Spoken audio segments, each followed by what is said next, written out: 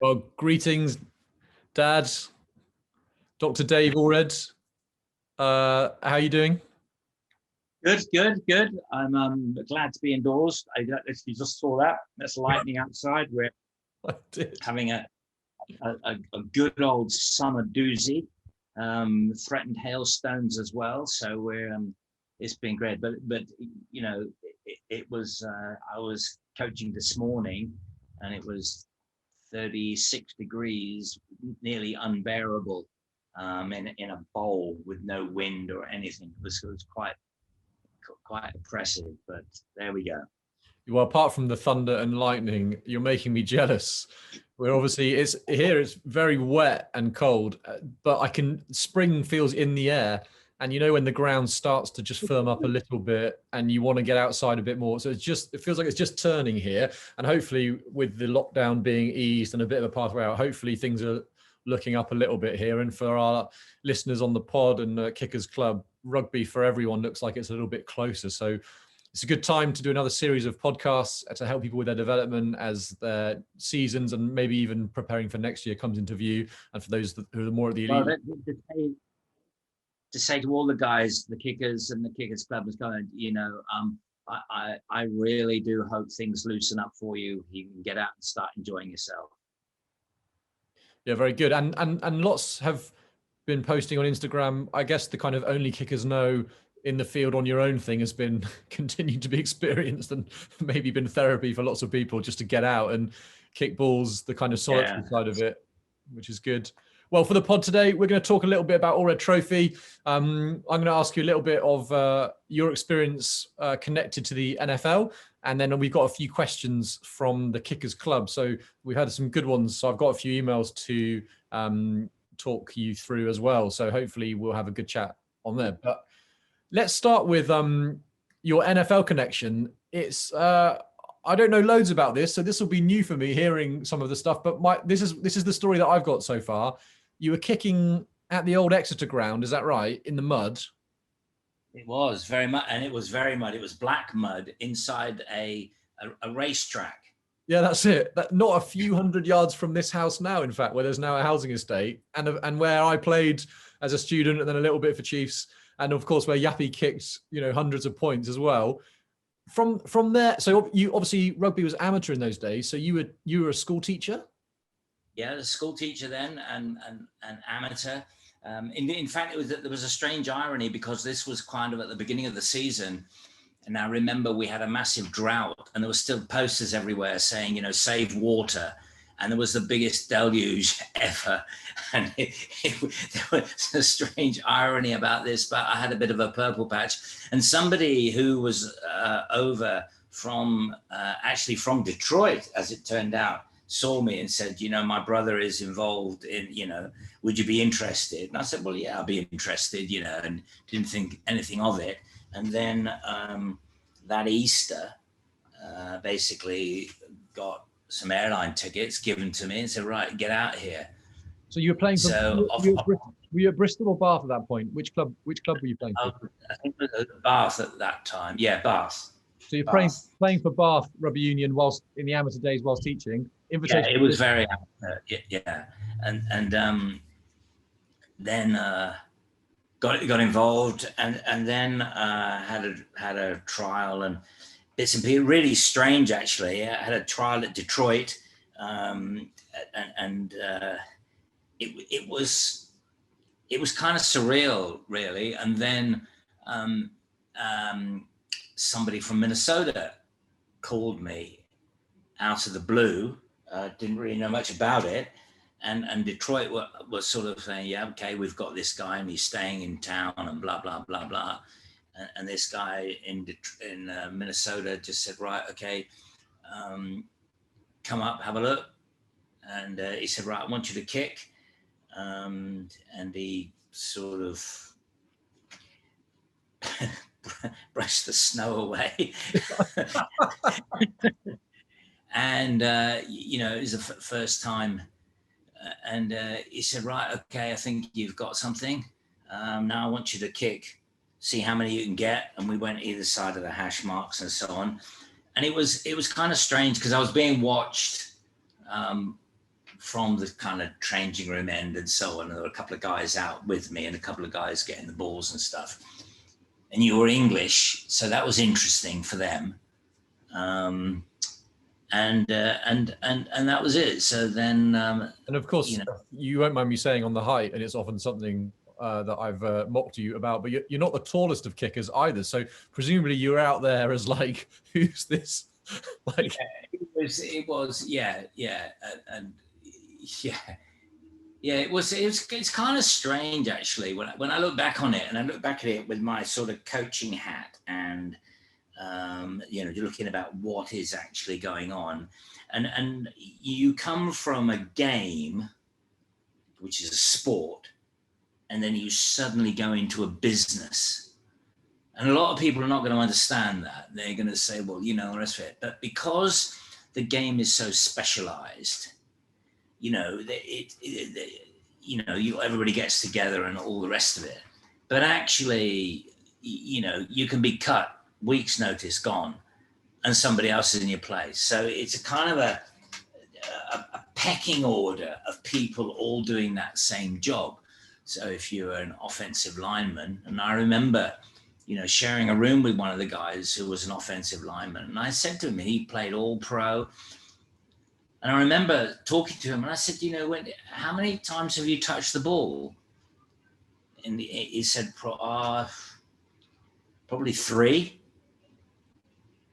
And that includes exhibition games as well as, full seasons. I'm going, 3 times you've touched, and he said, but that's not my job. My job is an offensive lineman. I've got to take the defensive tackle out and I've got to know the route and so on and so forth.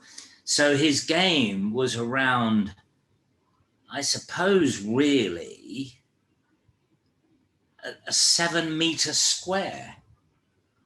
When I actually get down to it, his 7-meter square, and his sense would be the quarterback would be in part of it, and depending on what the move was, and he's got to move the defender either to make a hole or block a hole or whatever, or sometimes they run a sweep play and they go round the corner a bit, but it's, if it's 10 yards, that's a long way.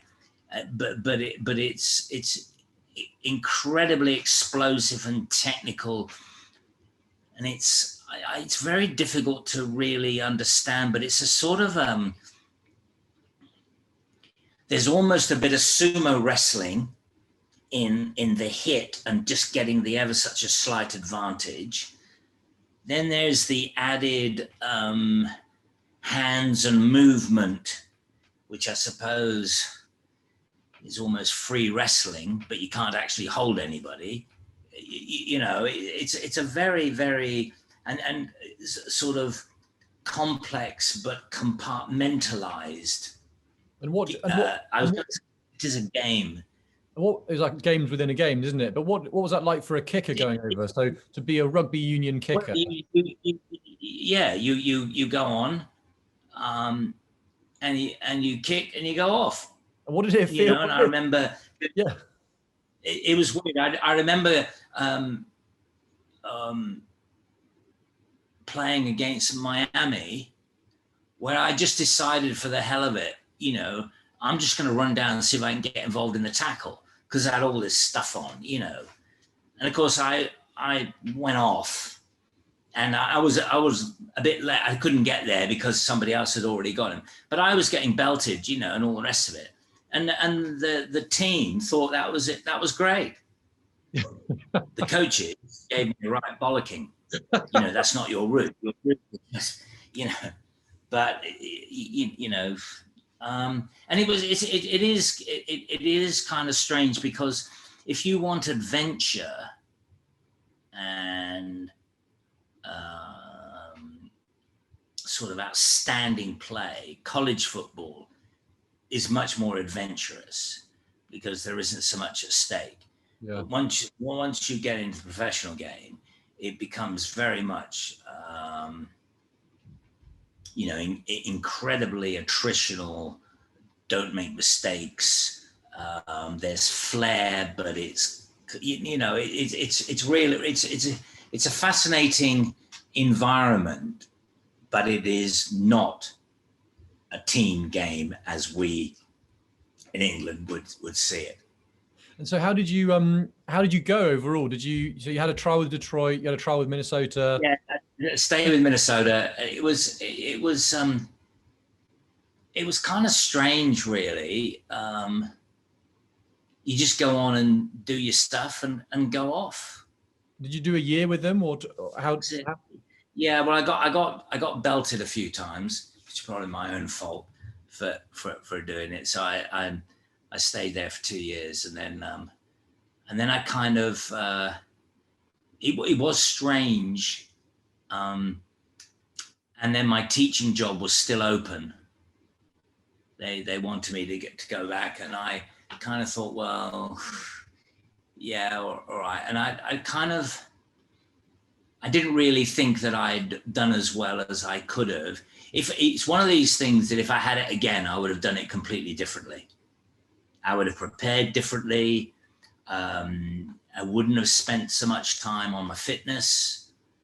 I would have spent more time putting on weight, ironically, and getting stronger, and not necessarily having to be agile, thinking of rugby or anything else like that. That was completely a non-event. And a lot of the guys that are kickers there have come on kickers from college. I mean, some of them are incredibly athletic, but some of them are so unathletic, but they can kick, and they're 6'3", 6'4", and that's all they do. And it's the kicking is looked on almost like a javelin thrower, but they don't do anything else.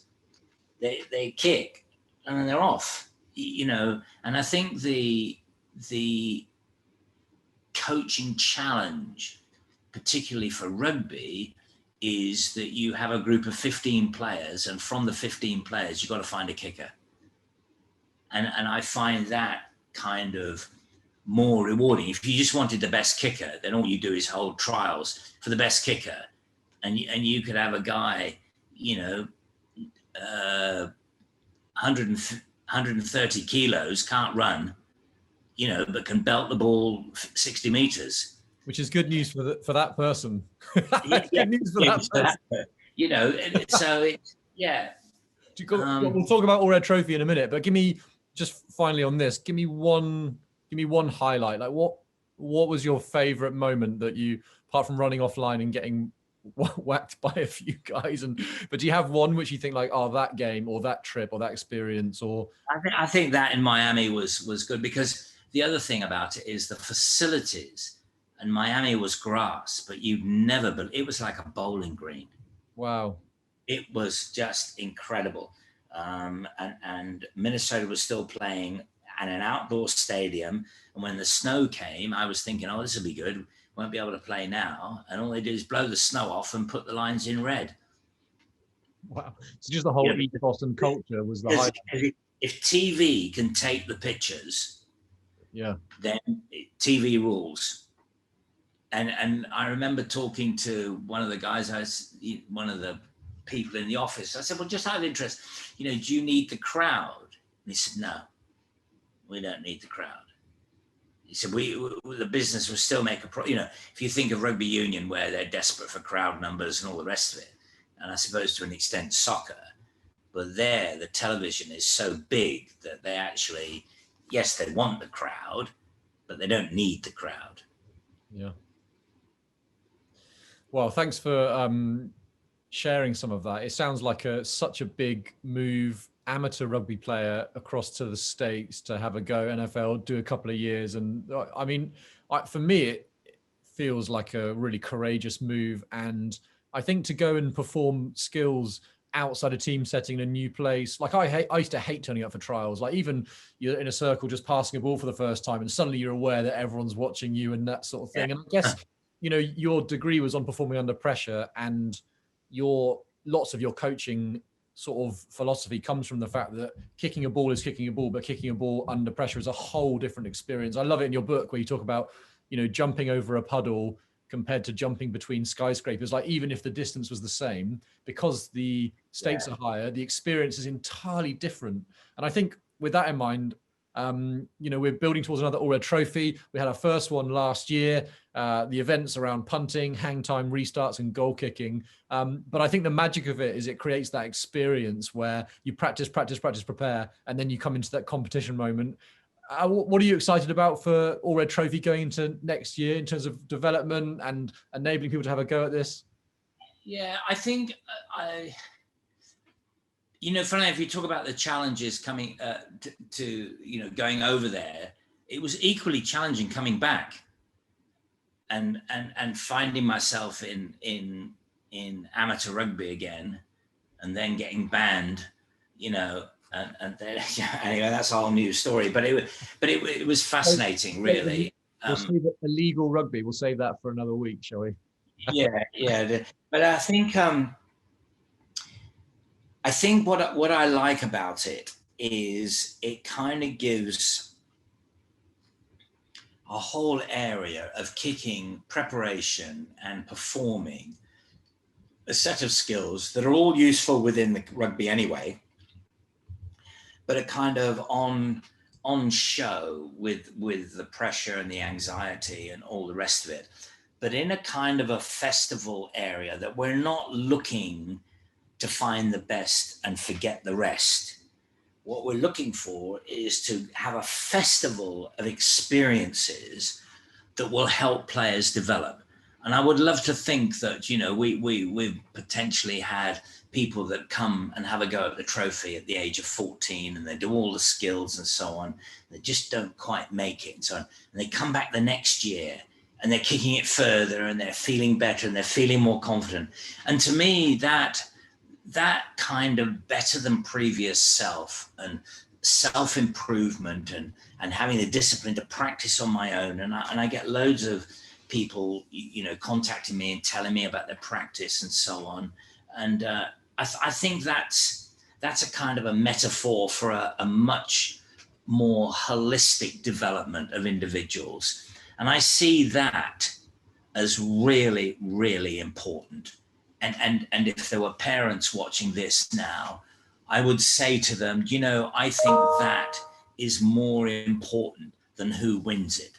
And I know I'm going to get shot for saying that, but I would rather have 150 people there rather than have this kicker. We found this kicker that can kick it, 70 meters. I mean, not that he could, but, and all the rest of it. Because to me, it's almost like we've created a baseline, a pyramid, and the competition will push the top up anyway. But I'm interested in the base and the commitment, because there are going to be a lot of people who their involvement in kicking and fun and enjoyment and practice and discipline and all the rest of it is actually a metaphor for life. And I think that to give people self-esteem and to manage their own and to be encouraged about it, which is why the workshops are so important, I think is vital. I like the way that you're talking about the year-on-year turn up, have a go, because competition fosters resilience, because you have to cope with how it went, come back the next year, work on it. It's great character formation, isn't it, to kind of go through the challenge and then come back. And of course, this year, there's different tiers to the competition. It's all around the country this year. And we also have a girls competition, which is excellent as well. And like you say, to come and perhaps girls wanting to dip their toe in, learning, maybe go to a couple of workshops, come and have a go, then come back the next year and see how you go. It gives a nice marker for you to kind of work out how you've gone, and opportunity for you to participate and compete, which I think is great, especially for this year. Yeah, and I think also that if you think about it, if we have somebody that was normally in a rugby club and they've come and done this and they've done this on their own, then they're going to go back to the rugby club much more upskilled and confident, and the rugby club's going to gain and so on. And I'd only say to the rugby club, well, next time put in 3 or 4 people and let them all enjoy it and widen the base, and particularly the issue of practice and so on. And I'm sure that a lot of the things that we do, particularly practicing with on the school of kicking, and how we manage things could be done with a variety of skills.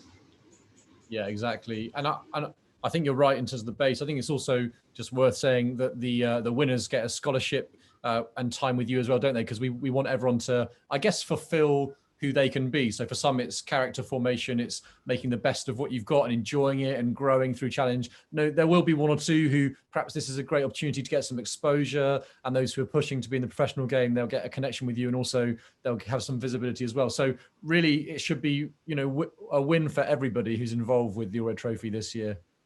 Yeah, I really hope so. And I have more.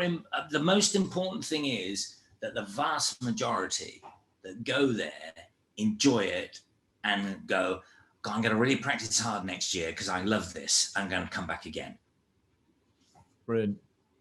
Brilliant. Okay, well, thanks for those thoughts on the Alred Trophy, and we'll look forward to seeing how that unfolds as people sign up in different areas and different clubs back us in hosting as well. It's a really exciting competition, and who knows, maybe some people will go forward from it to kick here. Maybe there'll be a little NFL connection in the future. Who knows? Maybe a muddy pitch in Exeter. Maybe there'll be a few others. Who knows what will happen? But we'll have fun and we'll learn lots as we go.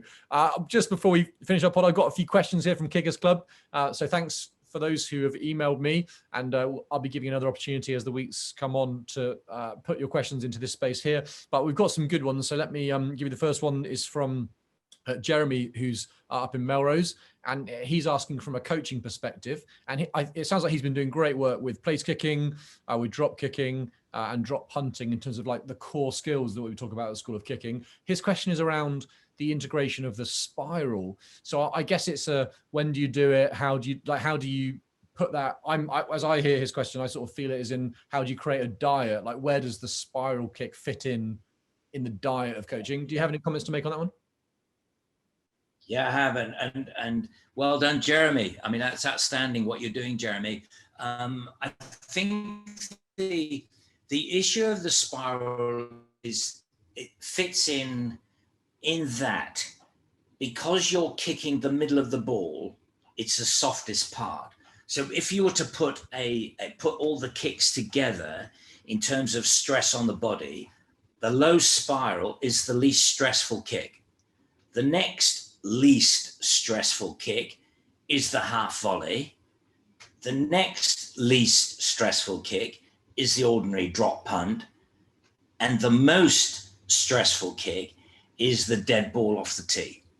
So if you have that in your mind, the other part of it is that if you're kicking a spiral, your balance and appreciation of the balance of your hit on the ball is probably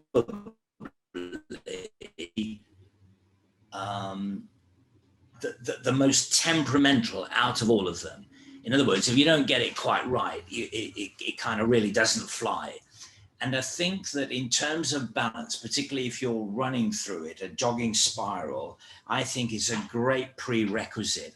Plus, it's a fantastic warm-up. So I see it, Jeremy, as something that you can add in to your preparation. But eventually, you could say, right, okay, as we're using this now, let's try and have our outside centers doing running spirals, because if the ball spirals into the corner, it goes a lot faster than the drop punt. And if it's on the ground, particularly in Melrose, I suggested it probably skids rather than bobbles up and down. I mean, so I think that, it does add another dimension. For kids that can be equipped with a spiral kick going forward, and the rest of their game is comparable with their peer group, they're going to have a heck of an advantage, because the spiral kick is devastating, and it's gone out because people don't practice little and often. In the professional game, often it's difficult for professional kickers to practice because the S&C people nail them down and they monitor the loading and this, that, and the other. And the problem is that the S&C people don't really understand 40% kicking. And it's not something that's readily, a kick is a kick is a kick. Sorry, And it is. We've got It is S&P issues. We've got completely physical different. issues in the house as well. This is Wilbur coming Here to we the go. podcast. Can you wave to your granddad, Dave? Say hi, granddad, Dave. Hi, Grandad Dave. Very good. We've got Ivy. We've been Yeah. fully invaded. Homeschooling. They've broken rank and This they've is come in here. Ivy. This is Ivy as well. Yeah. Chloe. Can you go and say, Chloe, say, I don't want to be on the podcast, Mum. Please, can you come and help us? Ivy.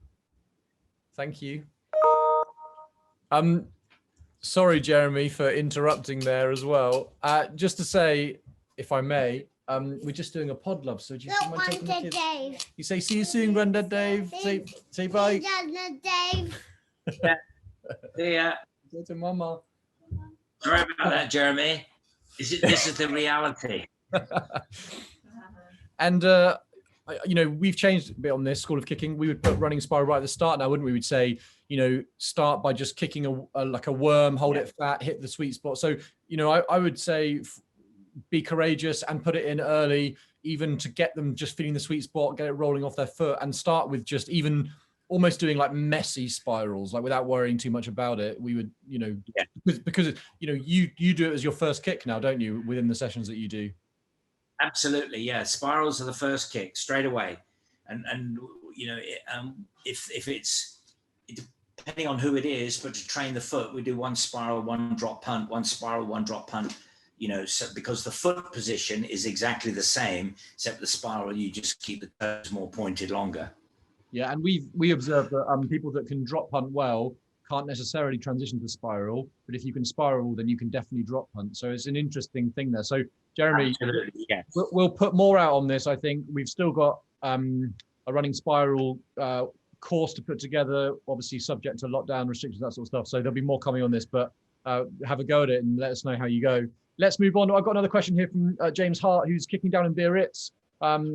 Wonderfully, he's a left-footed goal kicker. He sent a couple of snips over. He's absolutely nailing it from the left-hand side. So left-footed from the left-hand side. He's finding that and you can see it on his tape, he stops short when he's on the right-hand side, and has a little bit of draw as well. I think he's kind of saying, have you got any thoughts? Is it the visual? Like, what is it? Why would he be stopping short on one side for a left foot on the right-hand side, and then going through well on the other side? Do you have any advice on that one? Well, I think it is visual. It's a bit like how some golfers like the shape of a hole. You know, the way the layout is, they say, this looks good in my eyes.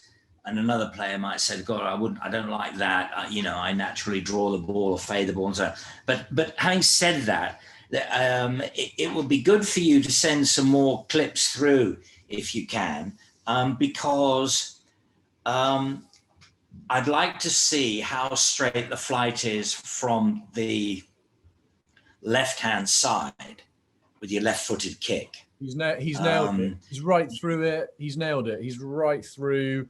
He's 2 meters So past the ball. if the flight is straight, then there's no reason at all as to why it shouldn't be straight on the other side.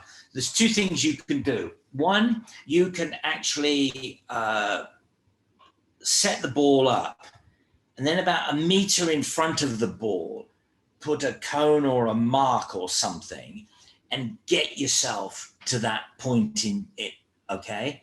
The other way of doing it, which is a little more demanding, is to set the ball up, set the target up, make a scuff mark, and then put a cone about 2 feet to your, as it would be, to the right-hand side of that line.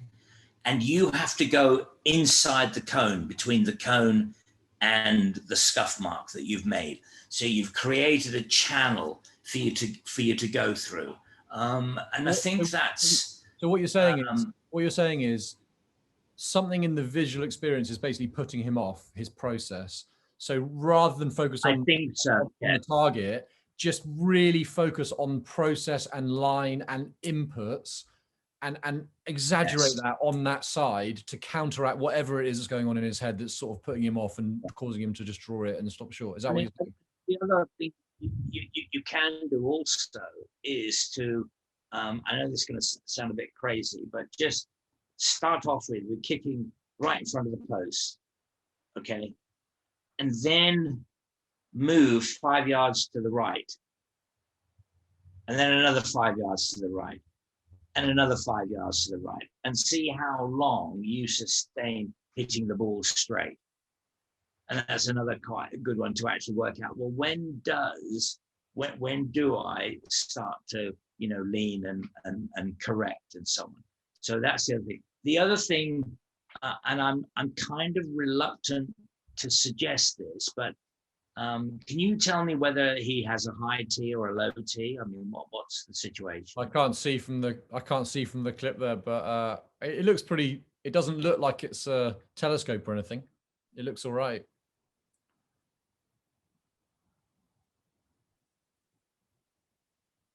Okay. Well, one of the things you can do to straighten the line, and I'm saying this kind of reluctantly, but just to give you an idea, is when you line the ball up, okay, and the seams are dead on the target, tilt the ball slightly away from you. And what that will do is help you to get across it, because you'll have taken the sweet spot and it'll stop you wrapping it. That's good. Some good practical stuff. James, let us know how you go with that as well. Maybe have a few shots and send some clips in again, and I'll pass them on. I think it's just interesting to note that different parts of the field might require you to focus on different parts of your own process. Like I've really felt that question as a left footer. I would feel a similar temptation because somehow the posts feel closer. The temptation to look up and come off it early is different to the other side, which feels like you're more naturally driving with the opposite shoulder. So you stay side on for longer, like more naturally. So I think it's interesting that on the other side, you feel to open up because it almost feels closer to you as you're looking at it as a left footer, and to dominate with the opposite shoulder more on one side, whereas on the other side, it might be hard foot. Do you see what I'm trying to say? So I think it's a interesting thing to observe that visually it triggers different things in you that you have to respond to. The other thing that can help also is for Jeremy to just practice. This is James hitting down the 5 meter. This is James, sorry.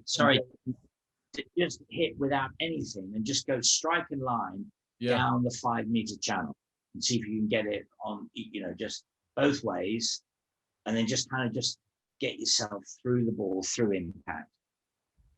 Yeah, again, massively on process, isn't it? Well, kicking. We used to make me in preseason kick down a cricket strip, didn't we? Which was just like process, and then you happen to have posts in the way a bit later, and it just sails through. So that's good. Well, we've got one more time for one more question here. This is Benjamin, and this is a nice one to finish on. But he asks this question: what does the perfect kick, or like perfect technique, like what does it sound like? What a good question that is. What does it sound like? Perfect kick or strike? Yeah. Do you know what? It's really interesting because golf club or driver manufacturers spend a lot of time working on the sound. And it's quite interesting how certain sounds breed security. Yeah. And other sounds don't. So if you have a tinny sound, even though the ball might go further, people don't like it. So there needs to be, I think with kicking, I think there needs to be a kind of a cross between a pop and a deep thud. I think that's kind of the nearest I can get to it, because if it's hard bones on the foot, okay, then there will be quite a lot of compression on impact. If you hit the right part of the ball, it's a softish part of the ball, so there's quite a lot of implosion and explosion as the ball goes, and it is a sort of a clump. And as a kicker, it's very difficult to separate the sound from the feel, because, and I know it's all mixed up, and that's why, going full circle, that's why the Kickers Club has been formed, because only kickers know. we're kind of talking about something that unless you're a kicker, it means nothing. And just to help that description, I love the only kickers know thing, of course, because we're the ones who are out there in the warm up and it's not quite right, and we're the only ones that right, it's time to go. You're like, no, I haven't found it yet. Like whatever it is I'm looking for, I haven't found it yet. Or like, I've got it. Don't worry about it. It's like, really? And it's like, no, I've got it. So like a pop and a thump, contrast with what would be the opposite? Like, what's a bad sound? What do you feel? Just to help us. Sort of I think also, and it's difficult to separate it, but visually, there is a much more controlled spin, not a whippy spin. Yeah. And I think the contrast would be a kind of a slap. Yeah. Or a tinny sort of clip, a ping, anything like that. It doesn't quite go. But it's a continuum, and I don't know quite, where the sound fits in. But I can definitely tell you when it must be feeling good. Yeah. And I feel like I'd want, if it was like, what's the perfect sound? I'd be like, well, it'd be on a sunny day with the old Gilbert Barbarians wearing Predator boots, molded on a low cut grass, and it'd be like absolutely thumping. What I don't want, like. Yeah. The old Chiefs ground, frozen pitch, frozen balls. You've got 2 pairs of socks on, so you can't feel anything. Wearing long stuff, it's like, so there's obviously lots of other stuff. But it's a great question, Benjamin, and we know, and we know what you're getting at, and hopefully the thumpier and the kind of deeper that sound, the better. So thanks for your questions, and thanks Kickers Club for firing those in. They're all really good ones, and it's great to talk about those and explore those together. So we'll look forward to hearing more questions in the coming weeks as well. But Dad, that's probably good for today. So thanks so much for your time and for your thoughts there and for sharing some of your story with the NFL. And we'll keep you posted and look forward to seeing how the Alred Trophy goes this year. But thanks again, and we'll chat soon. Okay. Good to see you. Well done, everybody. Thank you for the emails. Keep them coming. The more the questions, the more I feel I'm helping you rather than just telling you something. Brilliant. See you soon.